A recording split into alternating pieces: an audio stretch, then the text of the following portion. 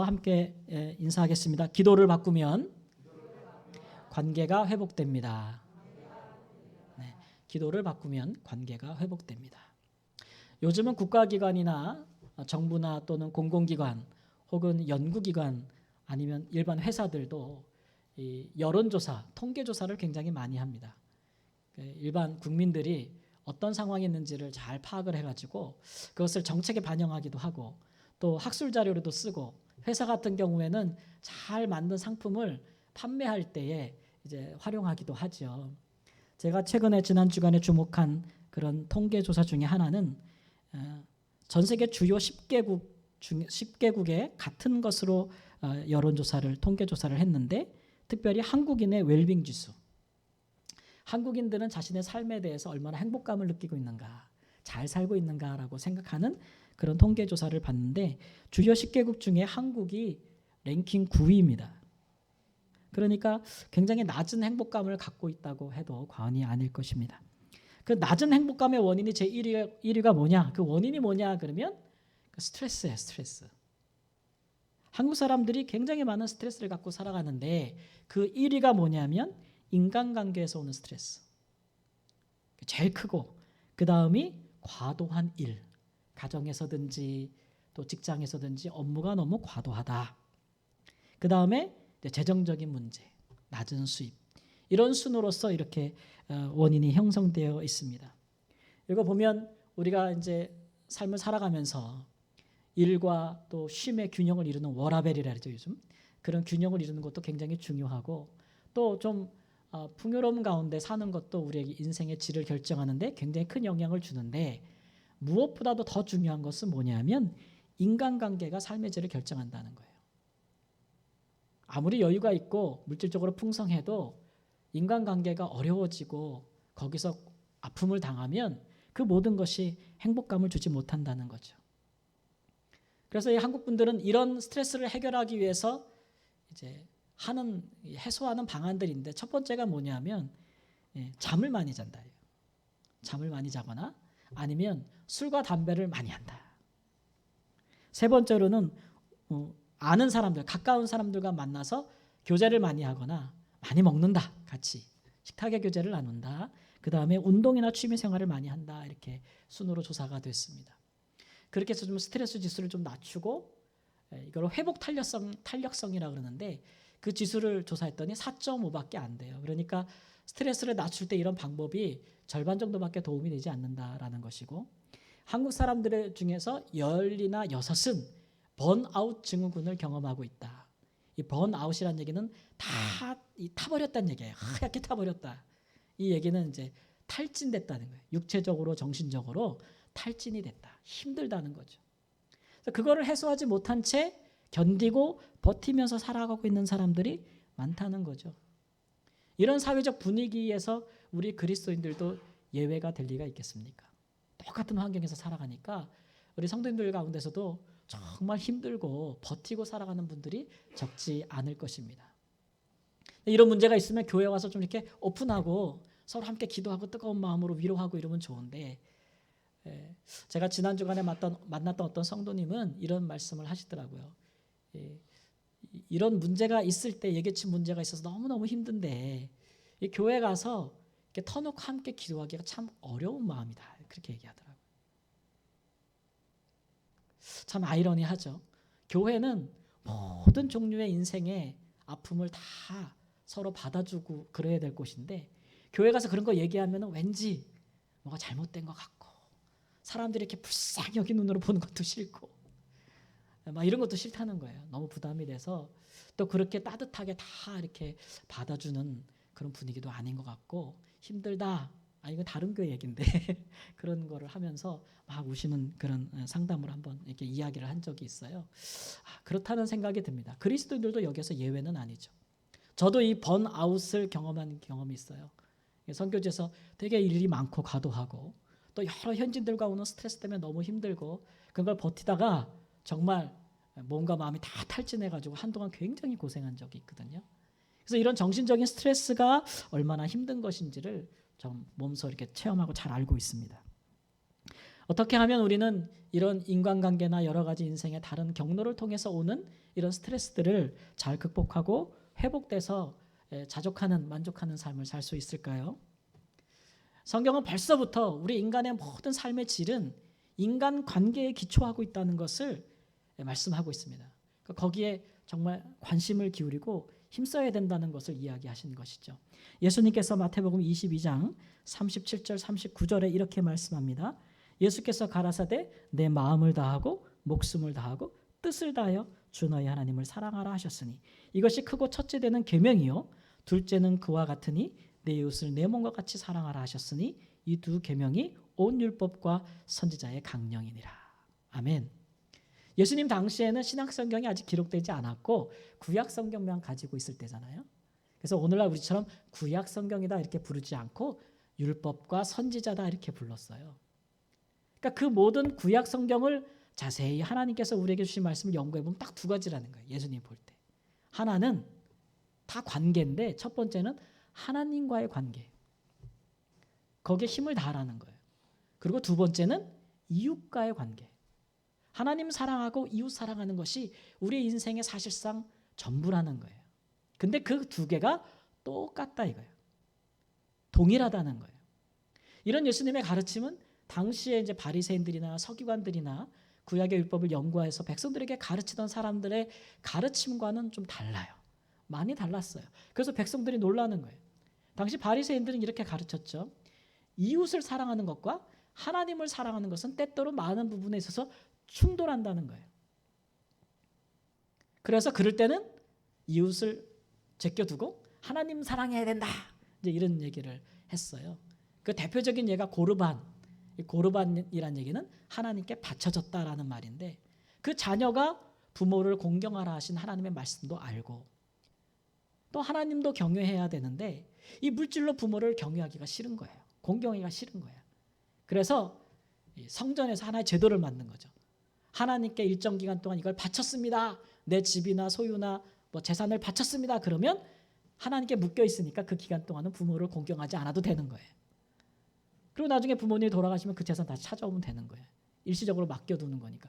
이런 제도를 만들었단 말이에요. 당시에 이 종교 지도자들이. 그래서 예수님께 굉장히 큰 책망을 받았죠. 부모를 공경하는 것과 하나님을 경외하는 것은 충돌하는 게 아니고 이것은 두 가지가 다 동시적으로 이루어지는 일이고 같은 건데 이렇게 가르치는 가르침이 잘못됐다는 거예요. 그러니까 결국은 우리가 부모나 가족이나 다른 모든 이웃을 사랑하는 그 열쇠는 하나님을 사랑함에 있다는 거예요. 우리가 인간관계를 아무리 풀려고 해도 우리의 의지나 노력으로 안 될 때 너무 많잖아요. 사람들이 다 내 마음 같아요. 어려워요. 그런데 하나님께서 우리에게 주신 이 관계의 창조 원리를 보면 하나님과의 관계가 우리가 풀리면 이웃의 관계를 풀 수 있는 사랑과 뭐 용서와 긍휼과 그런 마음을 하나님이 주신단 말이에요. 그러니까 하나님과의 관계가 회복되면 사랑과의 관계도 회복되는 지혜가 있다. 하나님의 사랑이 모든 관계 회복의 기초이다 이런 말씀이에요. 요한일서 4장 7절 8절 말씀에 사도 요한이 이렇게 외치고 있습니다. 사랑하는 자들아 사랑은 하나님께 속한 것이니 사랑하는 자마다 하나님으로부터 나서 하나님을 알고 사랑하지 아니하는 자는 하나님을 알지 못하나니 이는 하나님은 사랑이십니다. 두 가지 명제가 있어요. 첫 번째는 사랑은 하나님께 속했다. 사랑이라는 것은 본래 하나님의 성품 중에 하나고 사람이 하나님을 사랑할 때만이 진정한 사랑이 무엇인지 알 수 있다는 거예요. 때때로 우리 인간의 사랑은 많이 왜곡되고 방향을 잃어버리게 마련이에요. 사랑한다는 것이 서로를 파괴시키는 경우도 우리에게는 많아요. 근데 하나님의 사랑은 우리를 살리고 구원한다는 거예요. 그래서 사랑은 하나님께 속한 거예요. 두 번째 명제는 뭐냐면 하나님은 사랑이시라는 거예요. 하나님은 사랑이세요. 그러니까 이웃을 사랑하지 않는 사람은 사실은 하나님을 모르는 사람이고 하나님의 사랑도 알지 못하는 사람이라는 거예요. 반대로 이야기하면 하나님을 사랑하는 사람은 이웃을 사랑한다는 거예요. 그러니까 우리가 우리의 삶을 되돌아보면서 어떻게 하면 내 삶이 사랑으로 충만할 수 있을까? 어떻게 하면 맺히고 꼬이고 풀리지 않는 이 인간관계가 풀릴 수 있을까? 여기서 행복할 수 있을까라는 고민이 있으시다면 질문을 한번 바꿔보세요. 어떻게 하면 내가 하나님과 관계를 회복하고 하나님과 사랑할 수 있을까? 이 질문에 대한 해답을 얻으면 이 다른 문제도 풀린다는 것이죠.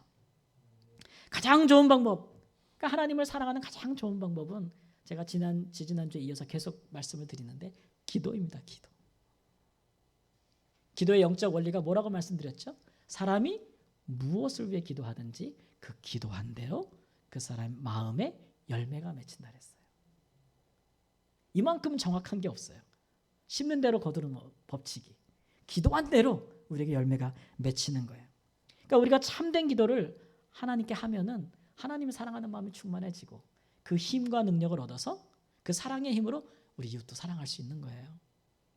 반대로 잘못 기도하면 오히려 하나님에 대한 사랑이 식어질 수도 있어요. 잘못 기도하면 인간과의 관계가 더 어려워질 수도 있어요. 그래서 우리가 좀 구체적으로 이런 그 잘못된 기도를 살펴볼 필요가 있습니다. 우리의 사랑을 식어지게 만드는 잘못된 기도. 예수님은 그 본문에 그런 기도를 가리켜서 중언부언하는 기도다 그랬어요. 지지난주에 우리가 경계해야 될 기도로서 우리가 했던 것은 외식하는 기도다 그랬죠. 기억나세요? 이번 주는 중언부언하는 기도. 이 기도는 주로 이방인들이 많이 하는 기도인데 당시의 유대 사회가 이방인들의 지배를 받고 있었으니까 그들의 종교와 기도 생활이 유대인들에게도 영향을 줬던 거예요. 그러니까 중언부언하는 기도는 어떤 기도냐 그러면 말을 많이 하는 기도예요. 말을 많이 해야 기도에 응답이 올 거라고 생각하는 그런 기도. 예수님께서는 하지 말라 이런 얘기죠. 이방인들이 기도할 때에 왜 그렇게 중언부언하는 기도를 할까요? 당시의 유대인들은 한 분 하나님을 섬겼지만 이방인들은 여러 신이 있다고 믿었어요. 농사할 때 비가 필요하면 비를 내리는 신이 있고 사랑을 위해서는 사랑을 해주게 하는 신이 있고 우박에는 우박의 신이 있고 천둥에는 천둥의 신이 있고 많은 신들이 있어요. 그 중에서 자기가 생각할 때 꼭 필요하고 다른 신보다 더 능력이 있고 더 높다고 생각하는 신을 하나 택하는 거예요. 택해서 그 신을 섬기는 거예요. 그런데 이런 우상들은 호흡도 없고 생명도 없잖아요. 그러니까 그 우상과 뭐 대화하거나 뭐 교제할 수가 없어요. 그러니까 그 신이 어떤 신인지 알지 못해요. 그런데 한 가지 갖고 있는 믿음은 뭐냐면 내가 그 신을 기쁘게 해야 내가 하는 기도에 응답을 받는다는 거죠. 그럼 그 신을 모르는데 그 신이 기뻐하는 걸 어떻게 알겠어요? 여러분 옛날 예수님 당시에 보면은 이 당시에 뭐 그리스 로마 시대라고 우리가 얘기하잖아요. 거기에는 사람들이 많은 신을 섬겼는데 대부분 우리가 알고 있는 그리스 신화에 나오는 많은 신들도 그 중에 하나예요. 그 신들을 보세요. 정말 지극히 인간 같지 않아요? 질투하고 싸우고 사랑하고 배신하고 죽이고 별 인간 세계에서 일어난 것보다 더한 일들이 신의 세계에서 일어나요. 근데 실제로 사람들은 그걸 믿었어요. 왜냐하면 자기가 섬기는 신이 어떤지 모르기 때문에 자기들과 같다고 생각한 거예요. 자기들이 좋아하는 것을 신들도 좋아할 것이며 자기들이 하는 행위도 신들도 똑같이 한다고 생각한 거죠. 그러니까 자기들이 좋아하는 것을 신들 앞에서 열심히 하는 거예요. 그래서 기도할 때 그런 일을 했던 거죠.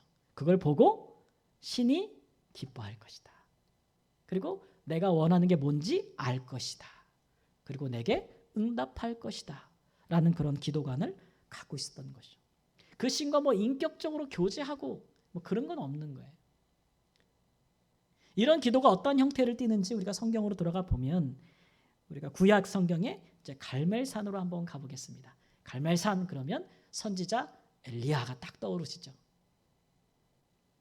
불로써 응답하시는 그가 바로 하나님이시다 라는 것을 가지고 바알과 아세라를 섬기는 선지자들과 함께 기도의 싸움을 하는 것입니다.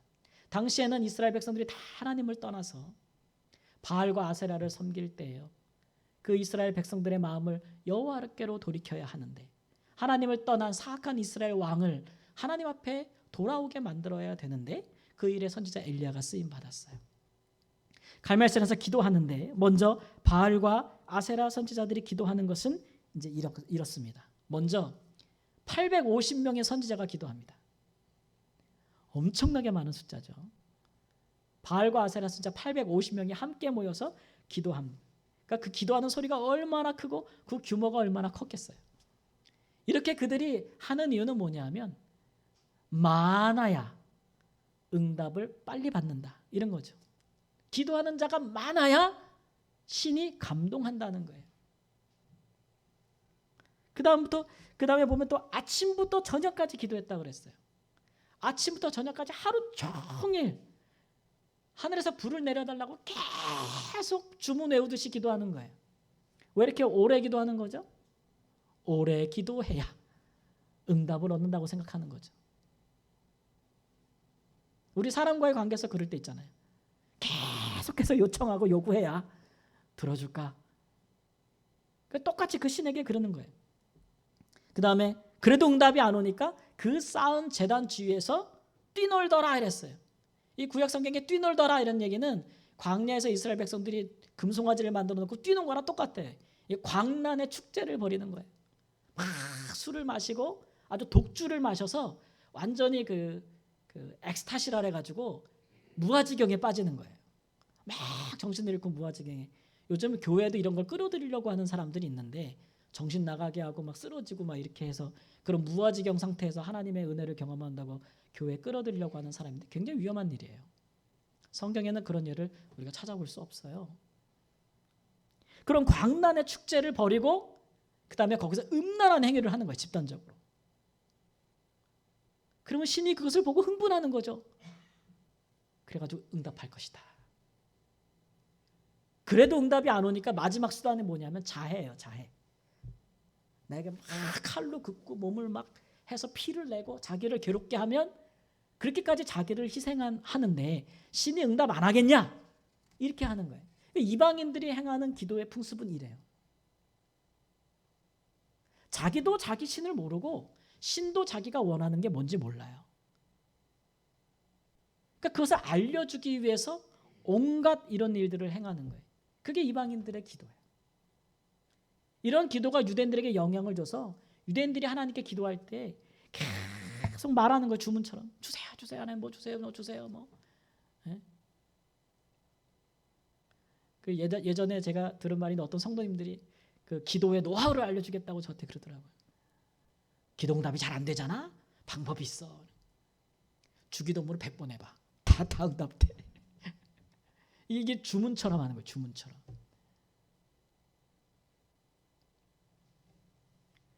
이게 이방인들이 하는 기도인데 이게 믿는 자들이 기도를 이렇게 하면 안 된다는 거예요.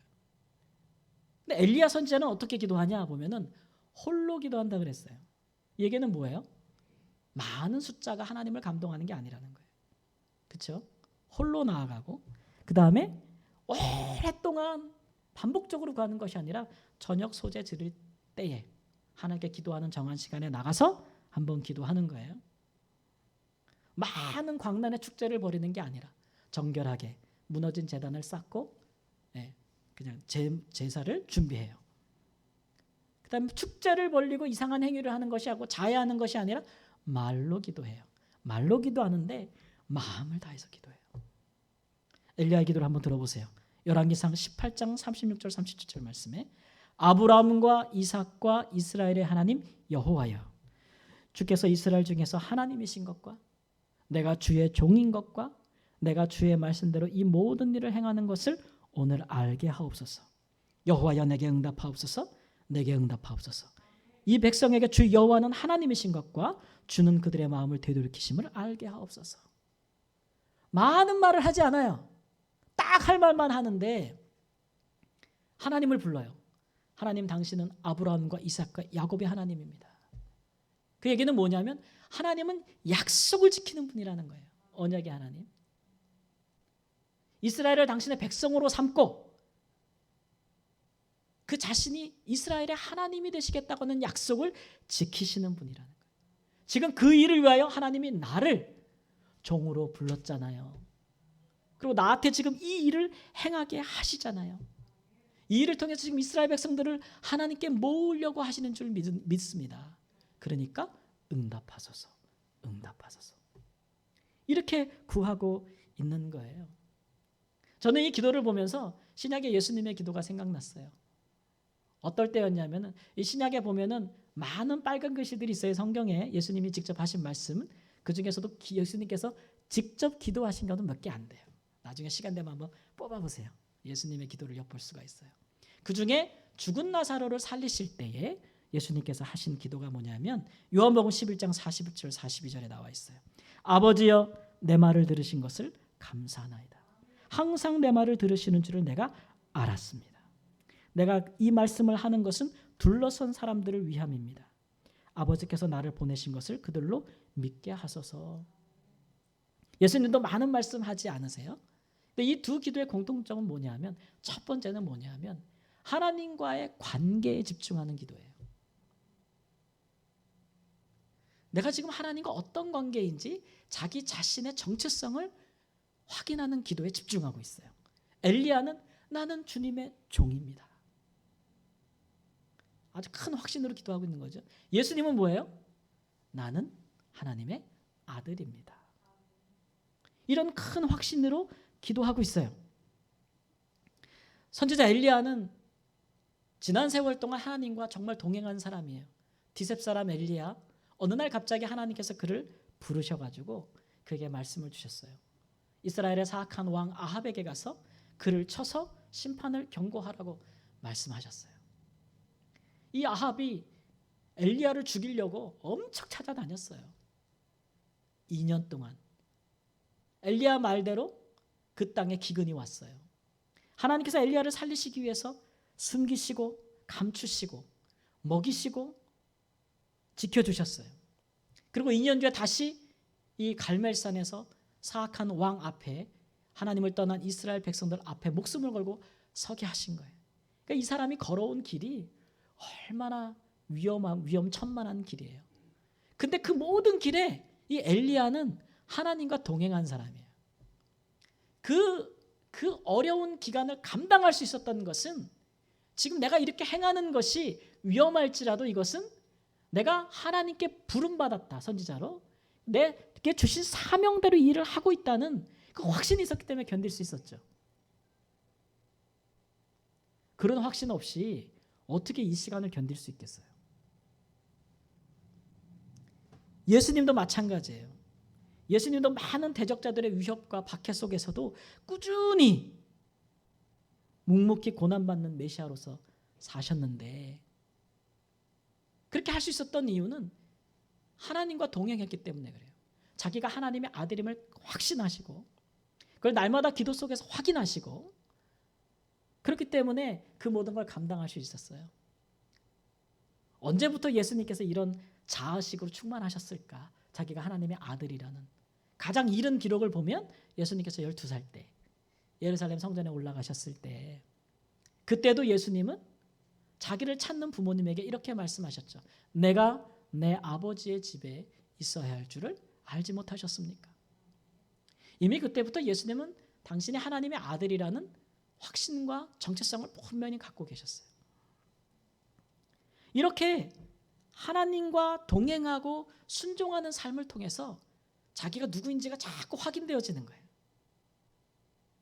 이해되시죠? 하나님과 동행하는 삶의 과정이 없이는 하나님과 내가 어떤 관계에 있는지 내가 누구인지를 확인할 길이 없습니다, 여러분. 한 예를 들면 제가 선교지에서 한 번은 허리케인 큰 태풍이 와가지고 나라 전체가 한 100만 명 이상의 큰 재난에 빠진 적이 있었어요. 그래서 그 피해를 입은 남쪽 지역으로 이제 긴급구호를 가게 됐어요. 근데 항상 긴급구호는 이제 긴장을 해요. 왜냐하면 재난을 당하고 모든 삶의 터전을 잃어버리고 정말 막막한 사람들은 굉장히 이제 분노해 있어요. 그리고 굉장히 흥분 상태에 있기 때문에 잘못했다가는 이 도와줄 때도 굉장한 지혜가 필요한데 잘못했다가는 큰 어려움을 당하거든요. 그래서 이제 내려갔어요. 남쪽으로 한 10시간 정도 내려가서 거기서 2주 동안 거하면서 긴급구호를 하는데 이제 관공서를 찾아서 피해 상황을 이렇게 보는데 동쪽에 있는 큰 강이 범람을 해서 슈레강이라고 그래서 그 동쪽 전체가 물에 잠긴 거예요. 그쪽에서 많은 사람들이 한밤중에 탈출을 해서 서쪽으로 넘어왔는데 거기에 피난민 캠프가 12군데가 생겨서 이미 수십만 명이 거기 있는 거예요. 그리고 나머지 절반은 아직 동쪽에 있는데 탈출도 못하고 거긴 접근도 어렵다. 그러니까 모든 유엔과 국제기구들과 NGO들이 이 서쪽의 피난민 캠프에 모인 사람들을 도우기 위해서 굉장히 이제 애를 쓰기 시작한 거죠. 식량을 조달하고 뭐 옷을 주고 많이 이제 하고 있는데, 그래서 브리핑을 받는데 우리는 어디로 가야 할까 이렇게 생각이 되는데 기도하는 중에 하나님께서 저의 마음에 동쪽으로 가라 이런 마음을 주시는 거예요. 그건 몹시 당황스러웠어요. 왜냐하면 거기는 일단 접근이 어려워요.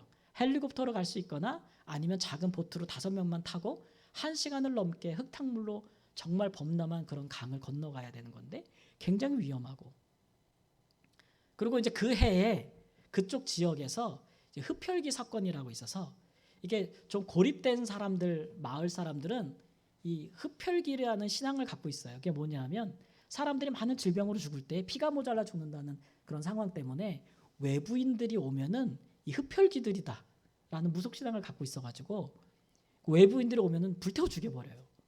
마녀들 막 이렇게 생각해가지고 흡혈귀라 해서. 그래서 그 해에만 수십 명이 불타 죽었어요. 그래서 막 이제 외지인들이 탈출하고 그런 일이 일어난 지 얼마 안 됐기 때문에 그런 지역으로 들어간다는 게 너무 두렵고 너무 걱정이 되는 거예요.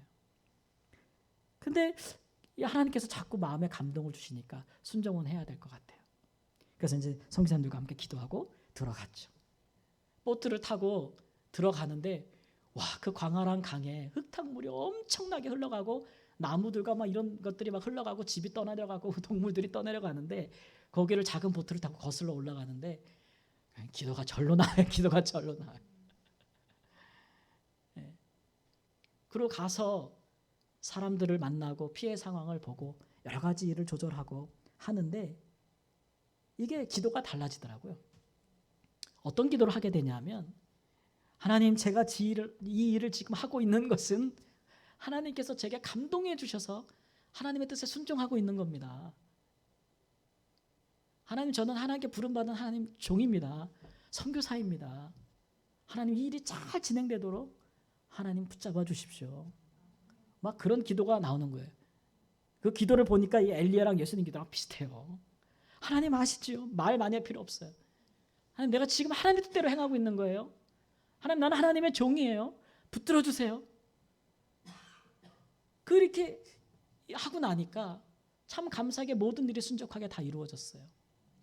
헬리콥터로 식량을 나르는 일들은 군대가 갑자기 취소해서 못했지만 정말 뗏목을 이용해서라도 그 많은 사람들에게 식량을 나눠줄 수 있는 큰 기쁨이 있었어요. 끝나고 나서 우리 고백하는 것들, 성찬을 갖고 고백하는 것들이 뭐였냐면 하나님의 뜻에 순종하고 동행하면 이 기도가 달라져요. 하나님을 경험하는 게 달라져요. 하나님과의 관계가 이게 보통의 관계가 되는 거 아니에요. 왜요? 목숨 걸었잖아요. 하나님의 뜻을 행하기 위해서. 그러면 기도할 때 하나님과 내가 어떤 관계예요? 생명을 담보로 맺어진 관계. 끈끈해 이건 진짜. 하나님, 아버지, 나는 주의 종입니다. 도우시옵소서. 많은 말 하지 않아도 그 안에서 기도 속에서 하나님과의 뜨거운 사랑과 하나님의 관계가 확인되는 거예요. 이 선지자 엘리야와 우리 예수님의 기도가 그랬다. 저도 그렇게 경험했던 경험이 있어요. 그러니까 이런 참된 관계 기도는 하나님과 동행하는 삶에서 나온다는 것을 알 수 있어요. 우리가 기도할 때 보면 하나님을 많이 부르잖아요. 하나님, 아버지, 내가 누구입니다. 하나님 앞에. 이런 관계 기도에 집중해야 돼요. 사랑하는 성도 여러분, 날마다 주님과 동행하는 삶을 사시기를 주님의 이름으로 축원합니다. 그러면 기도가 달라져요. 하나님을 사랑하는 게 달라져요. 기도가 바뀌죠. 사랑으로 충만해져요. 하나님을 향한. 그러면 우리의 모든 다른 관계도 꼬인 것도 풀 수 있는 힘과 능력이 우리 안에 생기는 거예요. 우리가 어떻게 그러면 하나님과 날마다 동행할 수 있겠어요? 두 번째 기도는 예수님과 선지자 엘리야의 기도의 공통점은 듣는 기도예요. 듣는 기도.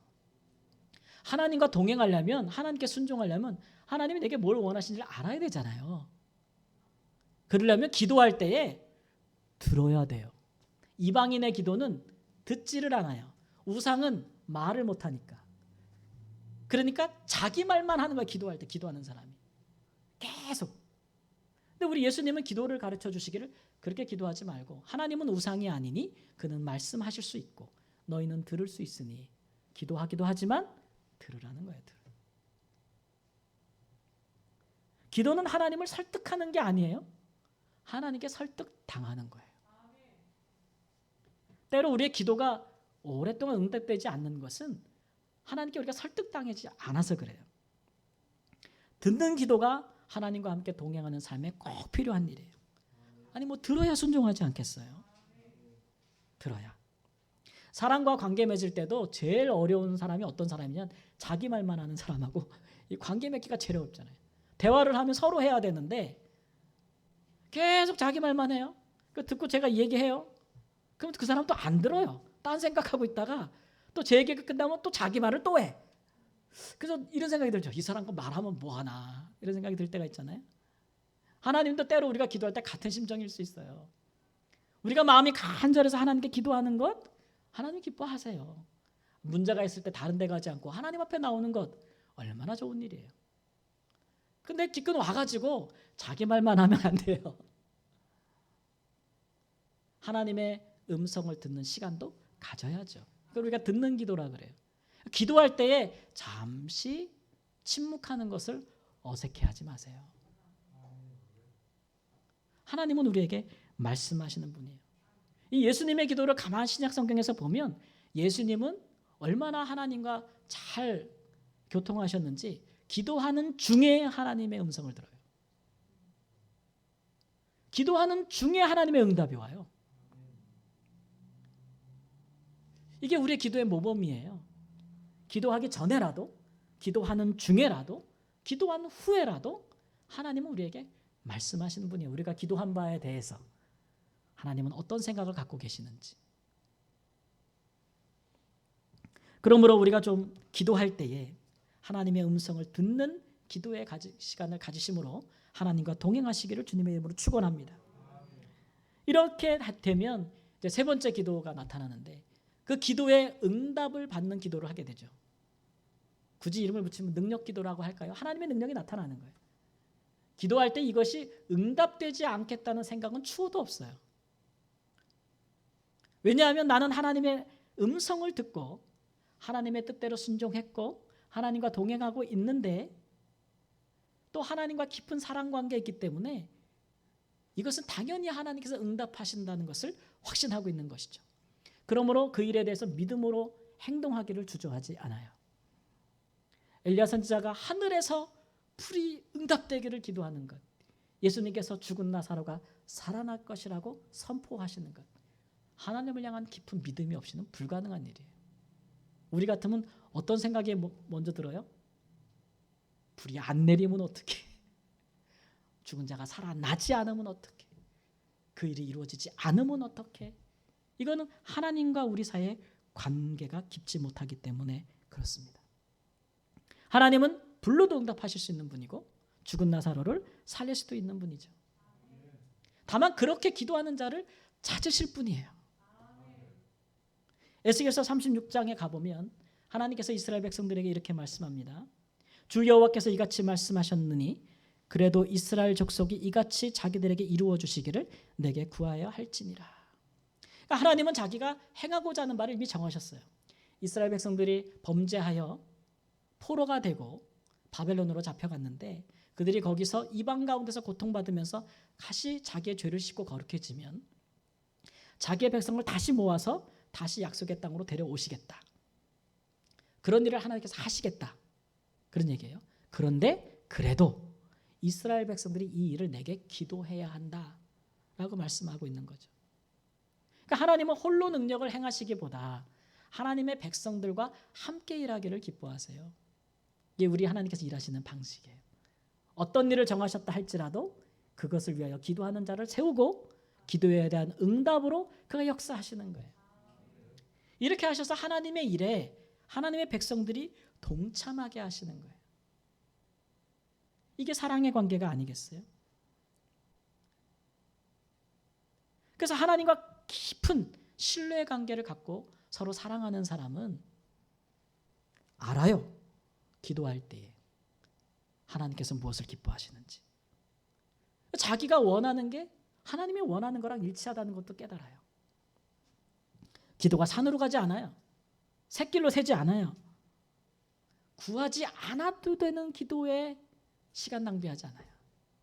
오늘 말씀에 뭐라 그랬어요?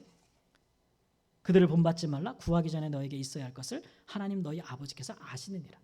하나님이 이미 아신 일들에 대해서, 구해도 되지 않는 일에 대해서 힘쓰고 애쓰고 오래 기도하고 반복하고 떼쓰고 이런 거 안 한단 말이에요. 그리고 하나님께 맡겨요. 하나님의 손에 있으니까.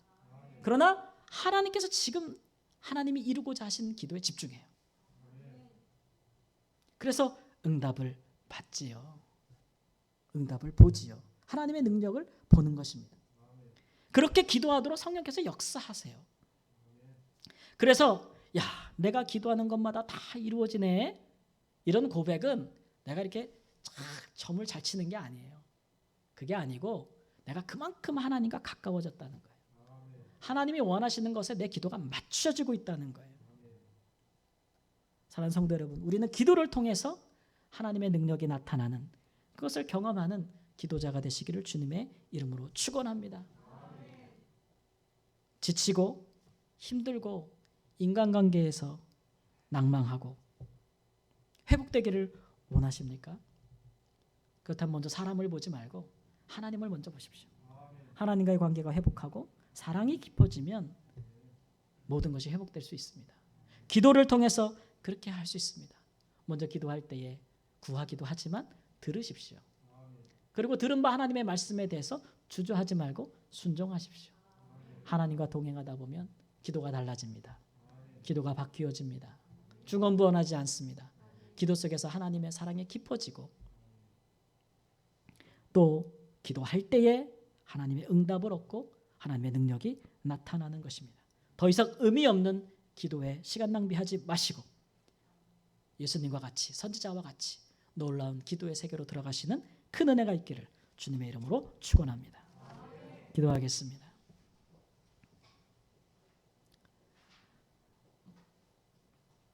우리를 가까이 하시기 위하여 기도를 허락하시고 기도를 통하여 우리를 변화시키시는 하나님의 놀라운 계획과 하나님의 사랑을 감사합니다.